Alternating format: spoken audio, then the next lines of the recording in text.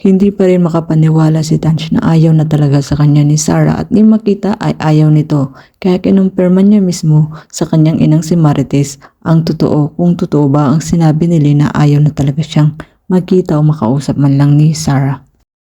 Mami, totoo ba? Ang sinabi ni Lee na ayaw na sa akin ni Sarah. Kahit makita daw ako, ayaw na talaga niya. Mami, sabihin mo sa akin ang totoo. Ano ba talagang pinag-usapan niyo ni Sarah? Talaga bang ayaw na niya sa akin?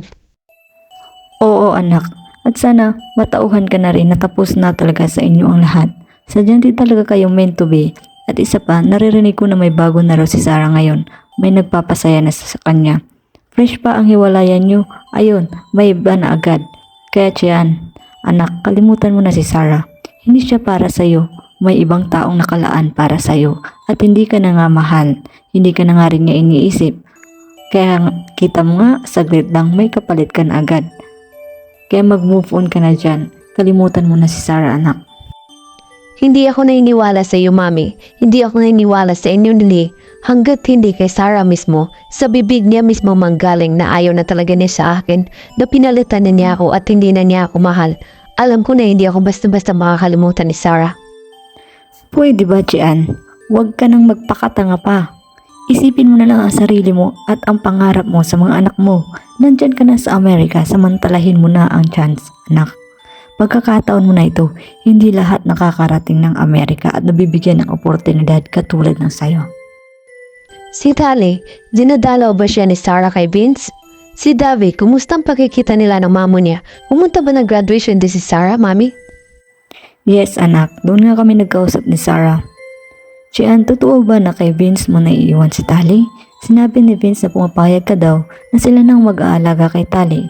Silang dalawa ng partner niya si Jan. Totoo ba yon? Yes, Mami. Napag-usapan namin ni Vince na doon na lang si Tali sa kanila ni Jan para na rin makasama niya si Amara at ang mama Sarah niya para magkaroon sila ng banding habang lumalaki. Paano ang pangangailangan ng apo ko? Si Vince ba ang bibili ng mga needs niya? No. Ang gagastos kay Tali. Lahat ng kailangan sa akin manggagaling. Magpapadala ko ng pera para sa mga pangangailangan ni Tali buwan-buwan kay Vince. Ang ibig mong sabihin walang gagastusin si Vince sa bata? Ni 5? Siya naman. Dapat obligado din siya dahil siya ang ama ni Tali. Bakit ikaw lang ang aako ng responsibilidad kung nandyan naman ang tatay ng bata? Mami, anak namin ni Sarah si Tali at sperm donor na si Vince. Kami ang magulang kaya kami ang gagastos. At sa sitwasyon namin ni Sarah ngayon, ako muna kay Tali dahil may Amara din na bubuhayin si Sarah. Pero kami pa rin ang magulang ng mga bata. Binigyan lang namin ng chance si Vince na maging ama pero hindi ibig sabihin siya na ang legal parent. Amin pa rin ang mga bata so amin ang responsibilidad sa kanila. At least lang wag na tayong pabalik-balik pa, Mami. Oo na, sige na. Sinasabi ko lang ang realidad, Tanch.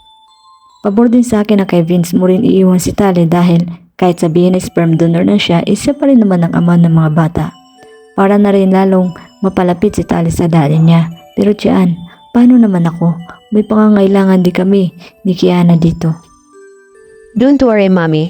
Magbibigay pa rin naman ako sa inyo eh. Mami, totoo ba talaga sinasabi niyo na ayaw na sa akin ni Sarah? Talaga bang sinabi niya yun na ayaw na niya akong makausap kasi nahihirapan akong paniwalaan talaga na basta-basta ninalaw akong kakalimutan ng ganun-ganun lang eh. Oo, Jian. Kaya anak, kalimutan mo na si Sarah. Hindi ka na niya iniisip pa at hindi na ikaw ang laman ng kanyang puso. Ituon mo na lang sa iba ang atensyon mo, anak. At huwag mo nang isipin si Sarah. May ibang nakalaan at may ibang para sa'yo. Hindi ako papayag na basta niya na lang ako kalimutan at ipapapalit sa iba ng ganun-ganun na ng Mami. Baka nakakalimutan niya kung ano ang kaya kong gawin. Paso saan ba't babalik din siya sa akin? Makikita niyo. Hindi pwede ako lang ang nagdurusa sa aming dalawa ngayon. Dapat pantay kami kung hindi niya na ako babalikan sabay na lang kami masira. Ikaw bahala, anak. Yung condo unit nyo, talaga bang kay Sarah mo iniiwan yun? Talaga bang sa kanya yun? Malaking halaga din yun, anak. Ano si Davi? Wala ba siyang parte doon sa mga iba pang naipundar nyo, lalo na sa condo unit nyo? Mami, hindi pa fully paid yung kondo. Kaya kay Sarah ko, iniwan yon at pinigay dahil alam ko kaya niyang bayaran yon. dahil siya may trabaho. At tungkol naman sa iba namin na ipundar na paghatian na namin yon at nasama na doon ang parte ni Dapi kaya huwag na kayong makigulo doon, Mami. Inimbitahan si Sarah ni Jovelyn, isa sa mga bago nitong kaibigan, na manood ng SEA Games na gaganapin sa Cambodia. Isa kasi si Jovelyn sa mga lalaban bilang volleyball player. Hello, Sarah J. Kumusta na? Imbitahin sana kita na manood ng games namin. Isa kasi ako sa napili na player na lalaban para sa SEA Games sa Cambodia. Para na rin makapamasyal ka at makapagmuni-muni. Kasama ba ibang kumari natin dyan? Hindi ako sure kung pupunta sila pero inimbitahan ko rin sila. Pero nauna ka lang at papakilala kita sa best friend ko. Volleyball player din siya ng male division. Kaya sana, kung okay lang kung makakapunta ka, hindi naman kita pinipilit eh. Kung may time ka lang. Titingnan ko pa. Hindi ako mangangako ha. Ayaw ko kasing mangako sa'yo nakakahiya. Baka hindi ako matuloy. Alam mo naman na nasa mother stage na ako ngayon ng buhay ko. So titingnan ko pa kung makakapunta ako.